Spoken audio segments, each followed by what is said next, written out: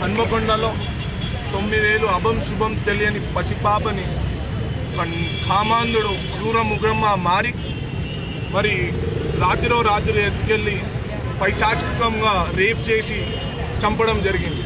దీనికి ఖండిస్తూ ఈరోజు మేము ECIL చౌరస్తాలో NSUI తరపున మేము విద్యార్థులము, మేము పాప వాళ్ళ ఫ్యామిలీ పక్షాన మేము నిలుస్తామని చెప్పేసి ఈరోజు మేము ముందుకొచ్చి మేము ర్యాలీ చేయడం జరిగింది. మేము ర్యాలీ ధర్నాలు రాస్తా రోగులతో కాదు, పాపని రేప్ చేసిన వాడిని ఉరి తీయాలని చెప్పేసి ఒక చట్టం వచ్చేంత వరకు మా ఉద్యమం ఆగదు.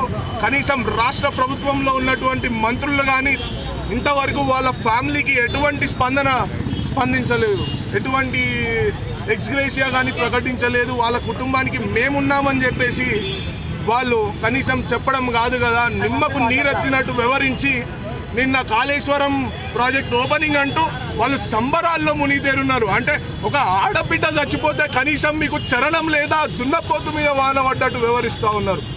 తక్షణమే రాష్ట్ర ప్రభుత్వం వెంటనే వీళ్ళపైన చర్యలు తీసుకొని ఆ ప్రవీణ్ అనేటోనికి ఉరి శిక్ష వెయ్యకపోతే మేము ఖబర్దార్ టీఆర్ఎస్ గవర్నమెంట్ మిమ్మల్ని హెచ్చరిస్తూ ఉన్నాము.